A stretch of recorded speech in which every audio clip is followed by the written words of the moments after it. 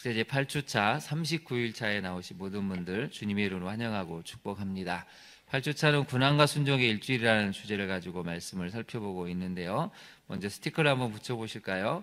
네, 오늘 붙이면 드디어 딱 한 칸이 남았습니다. 내일 드디어 대망의 40일이 끝납니다.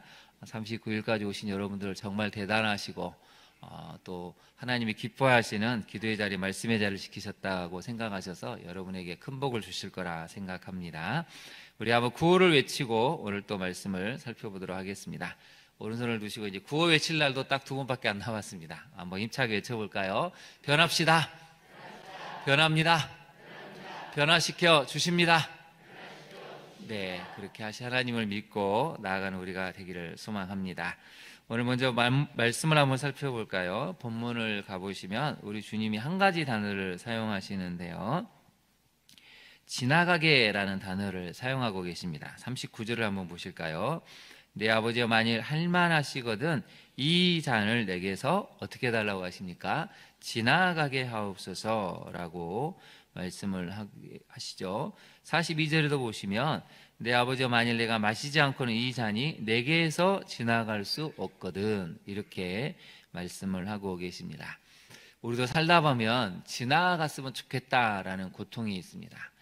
이 시간이 빨리 지나갔으면, 이 고난이 좀 빨리 지나갔으면, 이 고통이, 이 아픔이 빨리 지나갔으면 좋겠다라고 생각하는 시간들이 있습니다. 환경이 있죠.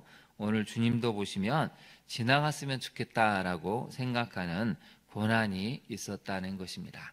얼마나 그 고난이 심했는지 여러분 38절을 한번 보실까요? 제자들이 이렇게 말씀하시죠. 내 마음이 매우 고민하여 어떻게 되었다고 나왔습니까? 죽게 되었다. 우리 주님도 얼마나 힘드셨는지 지난번에도 살펴봤지만 히브리서 말씀에 심한 통곡과 눈물로 기도하셨다고 하셨죠.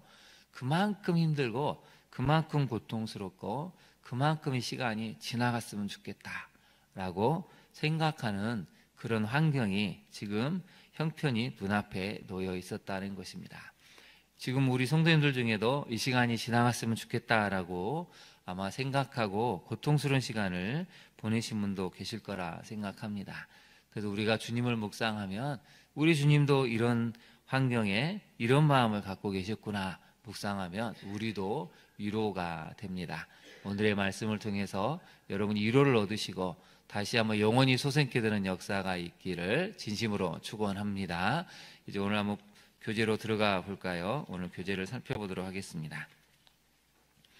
오늘 교재의 제목은 연약한 사람들이라는 제목을 가지고 말씀을 살펴볼 텐데요. 여러분은 연약한 사람입니까? 강인한 사람입니까? 네, 우리는 아무리 노력을 해도 연약할 수밖에 없습니다. 한번 볼까요? 예수님께서는 목요일 저녁 제자들과 함께 최후의 만찬을 하시며 제자들의 발을 씻겨 주셨고 겟세마네 동산에 가셔서 땀이 핏방울 같이 되도록 처절하게 기도하셨습니다. 육신의 한계를 지닌 예수님께서는 십자가를 지시기까지 고뇌하고 아파하시는 지극히 평범하고 연약한 인간의 모습을 보이셨습니다. 거기다 밑줄을 그어보실까요? 육신의 한계를 지닌 예수님이라는 표현이 나오죠. 육신의 한계가 있었다는 것입니다. 배고픔을, 굶주림을, 잠을 못 자서 피곤하심을, 사람들의 여러 가지 오해와 또 사람들의 비난 속에서도 힘들어하시는 그 육신의 한계를 지닌 예수님, 지극히 평범하고 연약한 인간의 모습을 가지셨다는 것이죠. 그러나 연약함 속에서도 십자가의 길을 걸어가신 예수님과는 반대로 베드로처럼 3번씩이나 주님을 모른다고 부인하는 연약함이 있습니다. 끝내 스승을 배신한 가룟 유다의 연약함도 있습니다. 이러한 연약한 모습을 살펴보면서 우리가 얻어야 할 교훈은 무엇입니까? 첫째 메시지를 한번 살펴볼까요? 자신의 연약함을 인정하고 기도하면서 이겨내는 사람이 구속사를 완성한다는 사실입니다. 다시 한번 읽어볼까요? 자신의 연약함을 인정하고 기도하면서 이겨내는 사람이 구속사를 완성한다는 사실입니다. 예수님께서는 십자가 죽음을 앞두시고 3번씩 하나님 앞에 나아가 간구하셨습니다. 홀로 기도하시지 않고 제자들을 데리고 가셔서 같이 기도하며 그 고통에 동참해 주길 원하셨습니다. 예수님은 자신의 괴로운 심정을 내 마음이 고민하여 죽게 될 정도라고 표현하실 정도로 십자가의 길을 앞두고 극심한 고통을 겪으셨습니다.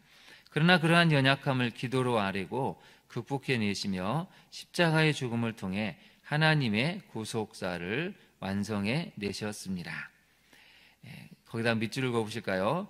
그러한 연약함을 기도로 아뢰고 극복해 내셨다는 것이죠.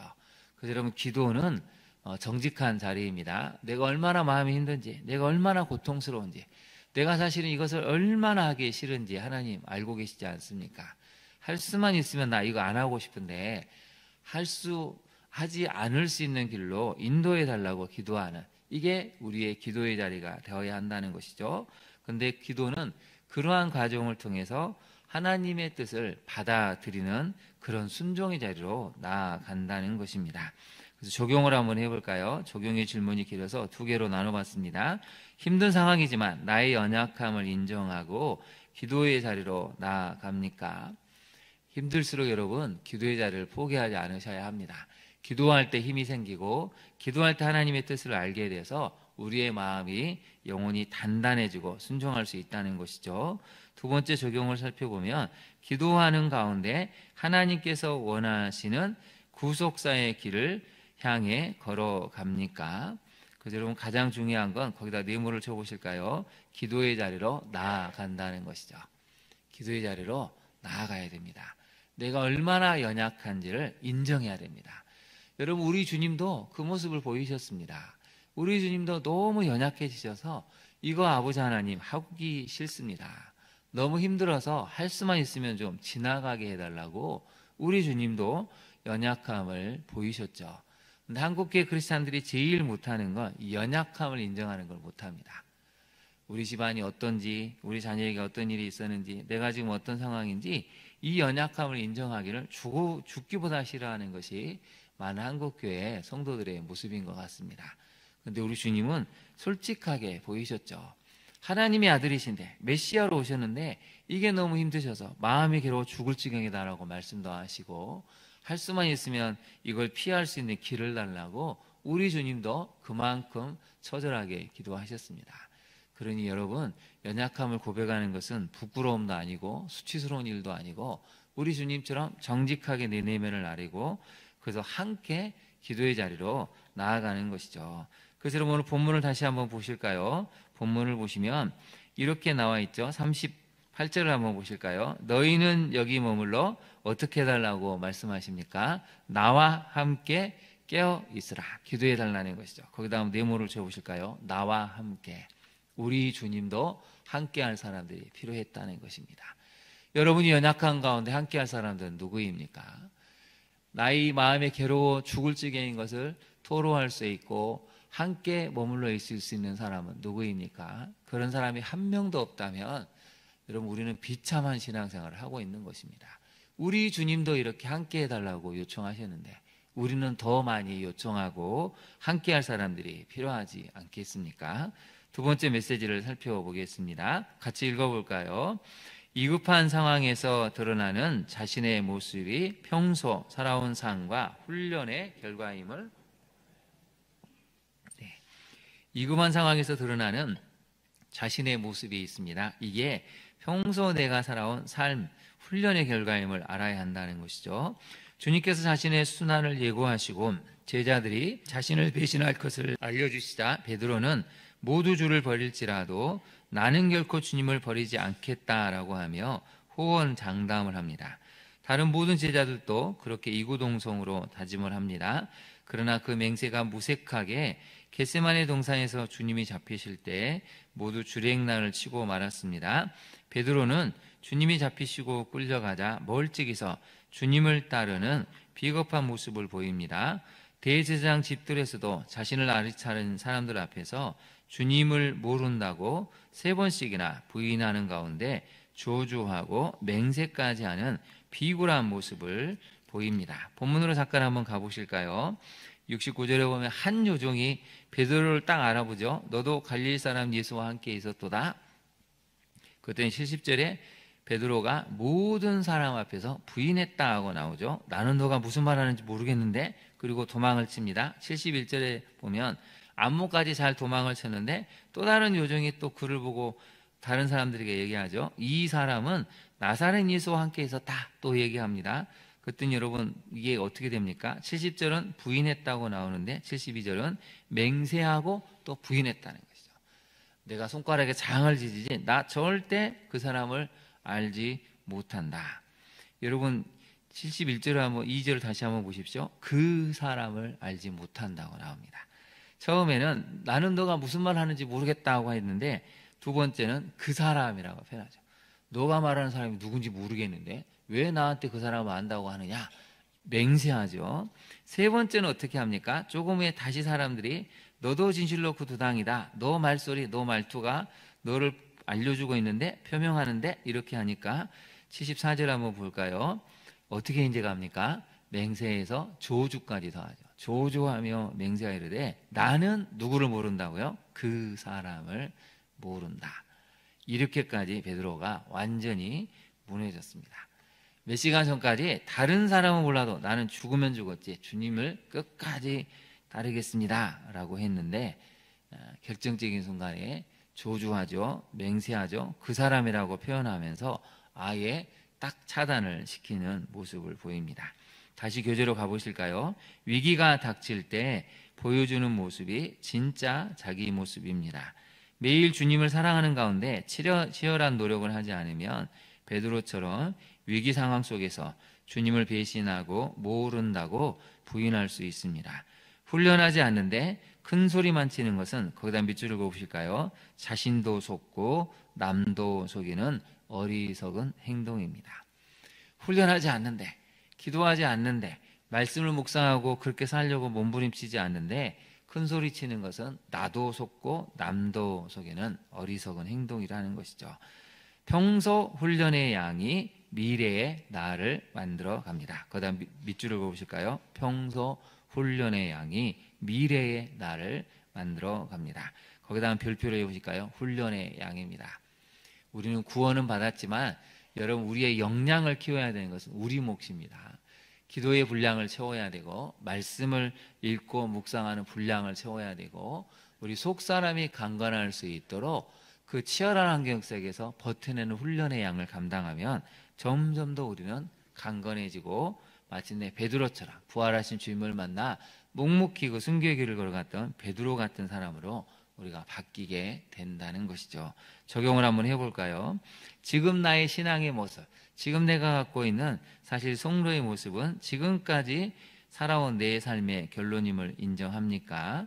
다시 주님을 붙드는 훈련을 통해 새 삶을 만들어 가기를 다짐하고 있습니까? 거기다 한번 네모를 쳐보실까요? 주님을 붙드는 훈련이라는 것이죠.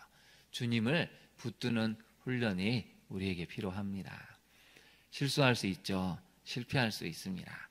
너무 힘들어서 기도는 하지만 이 상황이 지나가게끔 피해 갈 수도 있고 도망칠 수도 있습니다. 그러나 다시 우리에게 하나님은 기회를 주시죠. 부활의 주님을 만나고 붙드는 훈련을 하면 새로운 은혜가 우리에게 주어져서 새 미래로 갈 수 있다는 것입니다.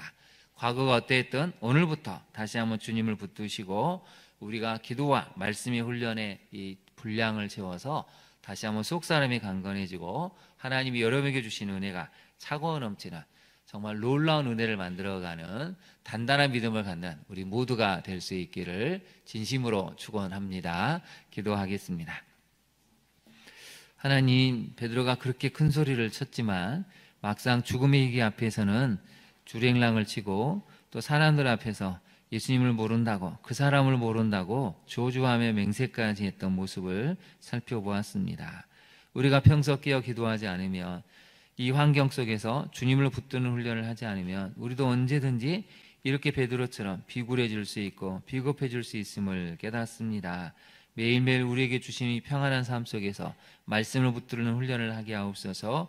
치열한 기도의 과정을 통해 우리의 속사람이 더욱 단단해지고 위기 앞에서 주님을 고백할 수 있는 담대한 믿음, 큰 믿음을 갖게 하여 주옵소서. 또한 우리 주님처럼 연약한 가운데 놓여있는 우리 모두를 기억하여 주옵소서. 너무 힘들고 너무 괴로워서 할 수만 있으면 이 상황이, 이 형편이 지나가기를 원하는 우리의 연약함도 있습니다. 주님, 우리가 얼마나 연약한지를 알고 계시오니 하루하루 살아갈 수 있는 힘을 주시고 버텨낼 수 있는 권능을 허락하여 주옵소서. 그래서 묵묵히 순종의 길을 걸어갈 때 우리의 산 끝에 있는 풍성한 영광, 비교할 수 없는 영광을 예비하시는 그 아버지 하나님을 만나 다시 한번 우리의 믿음이 모든 사람들에게 증거가 되고 증이 되는 고백이 될 수 있도록 남아있는 우리 인생의 나날을 붙들어 주옵소서. 예수님 이름으로 기도합니다. 아멘.